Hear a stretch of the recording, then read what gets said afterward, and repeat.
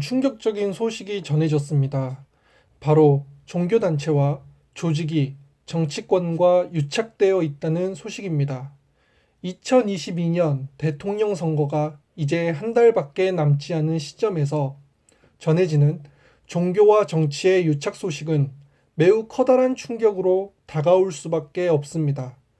전국 신천지 피해자 연대는 오늘 10일 각 당 대선 후보 캠프들이 있는 서울 여의도 인근의 한 건물 앞에서 사이비 종교 집단들이 각종 방법으로 정치권에 접근해서 자신들의 부와 재산 축적, 나아가 신도수를 늘리는 데 주력하고 있다며 사회적 무리를 일으키는 반사회적 사이비 종교와 정치권의 유착 관계에 대한 각별한 주의와 대비가 필요하다고 밝혔습니다. 다들 어렴풋이 그렇지 않을까? 라고 추측했었던 일들과 정황이 사실적으로 확인된 소식이라 더 논란이 되고 있습니다. 특히 신천지에 있다 탈퇴한 사람의 증언이 화제입니다.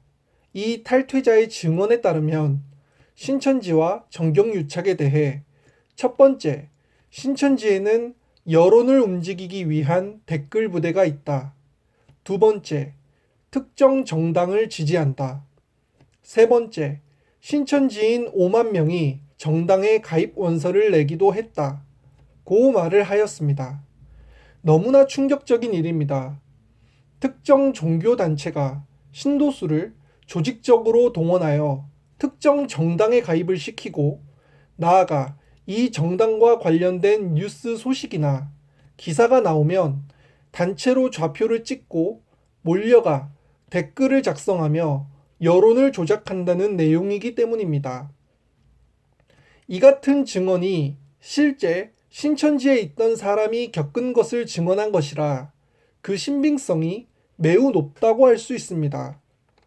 또한 조직적으로 특정 후보를 홍보하기 위해 카페를 개설해 운영한다 라고 밝혀 또 한 번 놀라움을 주었습니다.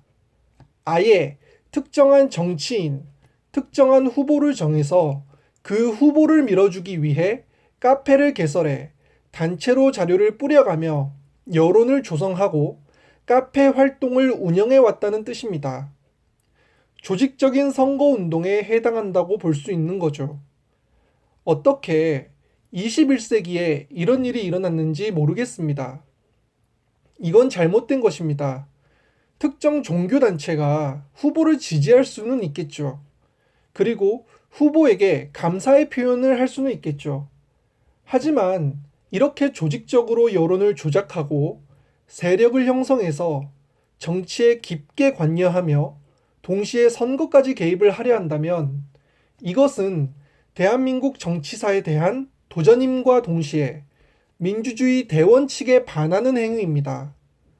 이런 식의 행위들이 용인이 되면 앞으로 있을 선거의 부정과 정치적 활동의 정당성은 누구에게 달리게 될지 심각한 고민에 빠지게 됩니다. 심지어는 신천지의 본거지가 있는 경기도 과천을 약속의 땅이라고 부르며 교도들을 유인해 과천시장 선거에도 깊숙이 관여하기도 했다고 탈퇴자는 증언했습니다. 어떻게 이럴 수가 있는 것일까요?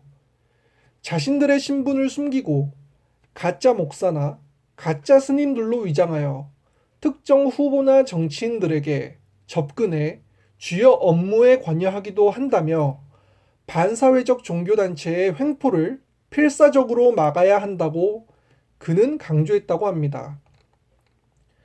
이 종교의 이념과 활동을 대한민국은 존중합니다. 그러나 대한민국 종교의 자유는 종교에게 제한되어 있습니다. 종교가 그러한 자유를 정치와 경제, 사회, 문화에게까지 뻗쳐 마음대로 조종하려 한다면 그것은 다른 차원의 문제입니다. 그것도 정식 종교단체도 아닌 사이비 종교단체로 인해 현재 대한민국에는 100만 명에 달하는 사이비 종교 피해자들이 있습니다. 그런 피해자들을 구제할 수 있는 법적 장치나 제도, 정책은 전무한 것으로 알고 있습니다. 대한민국의 민주주의는 어디로 가고 있는 것입니까? 대한민국 헌법 제1조 제1항 대한민국은 민주공화국이다. 대한민국 헌법 제1조 제2항 대한민국의 주권은 국민에게 있고 모든 권력은 국민으로부터 나온다. 저는 묻고 싶습니다. 대한민국의 권력은 어디서 오는 것입니까? 국민입니까? 아니면 종교입니까?